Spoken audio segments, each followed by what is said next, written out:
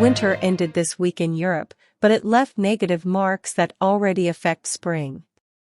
The combination of high temperatures with a lack of rain and snow left a drought in its wake, which puts crops at risk and raises the alarm for what could happen in the summer.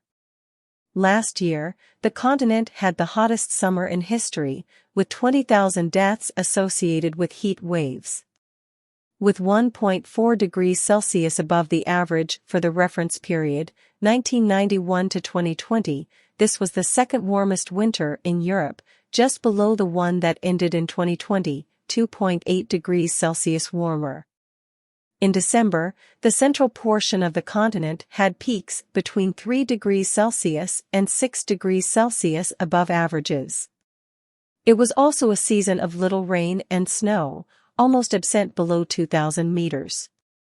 Even in the highest mountains, the accumulation was at low levels, as shown by some ski resorts in the Alps, which increasingly resort to artificial snow. Thus, the rivers will have little contribution from the ice that is melted in the spring.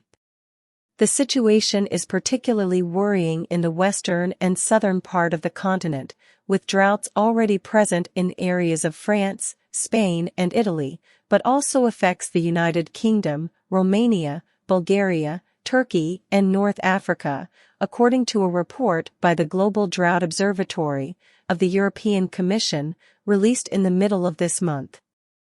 If, on the one hand, the mild winter, with less need for indoor heating, helped European governments to avoid risks in the supply of gas, given the high prices and lower availability of the Russian product, consequences of the Ukrainian war, on the other, portends difficulties. In northern Italy, rivers ended the winter with water flow between 30% and 70% lower, and Lake Como is only 22% full. On the Po River, the largest in the country and important for agriculture, industry, and residential consumption, at certain points the water level dropped by more than 3 meters, a rate previously recorded in summer. According to Coldiretti, the Italian Association of Farmers, the planting of rice, whose sowing takes place in spring, is impaired, forcing growers to switch to soybeans and wheat. It is estimated that 8,000 hectares of rice cultivation will be cut, the smallest area in 30 years. The government announced a crisis cabinet to deal with the drought. In France, where the month of February was the driest in over 60 years, drinking water reservoirs are 55% full, a percentage that was 85% at the same time in 2022. The government also monitors, and in early March, for areas of the country faced consumption restrictions, with a ban on filling swimming pools and irrigating lawns. In Spain, Catalonia, where Barcelona is located, faces 25 months without significant rain, and the authorities have stipulated cuts in water consumption ranging from 8% for homes to 40% for agriculture. In São, a church tower became an attraction after emerging from a dry reservoir. We arrived in spring with a very critical situation in some European regions, Andrea Torriti, coordinator of the Global Drought Observatory, tells Folha. Co-author of the report, the specialist, explains that the problem has worsened due to the repetition of negative events in the last 5 years. We accumulated an important water deficit, which was not covered, and again we had a dry winter.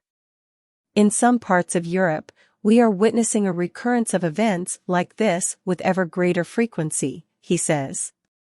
Something clearly in line with what climate projections show us for the coming decades. The drought has further exacerbated another problem in Spain, the wildfire season. In recent days, the fire has destroyed 4,000 hectares of forest and forced 1,700 residents from their homes. The flames continue, and weather conditions make it difficult to control. According to the report, forecasts up to May point to a warmer-than-average spring, while there is uncertainty about rainfall. If it doesn't rain in the next few weeks, other threats are announced, with damage to the wheat harvest, hydroelectric power production, and to the ecosystems themselves. More accurate forecasts for the summer depend on the coming weeks. In 2022, Europeans had an average temperature between June and August 1.3 degrees Celsius higher than the reference period, 1991 to 2020. In other words, the hottest summer in history. The heat waves, which broke records on thermometers in several countries, the United Kingdom had 40 degrees Celsius for the first time, caused droughts, fires, and are associated with 20,000 deaths for reasons such as heat stroke and heart attacks. It is noteworthy that the 10 hottest summers on the continent have all occurred since 2003, with the second and third most intense recorded, respectively, in 2021 and 2018.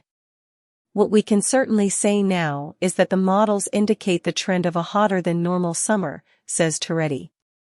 The scientist echoes the conclusions of the report of the Scientific Panel of the Climate of the UN, IPCC, in the acronym in English, released on the last day 20.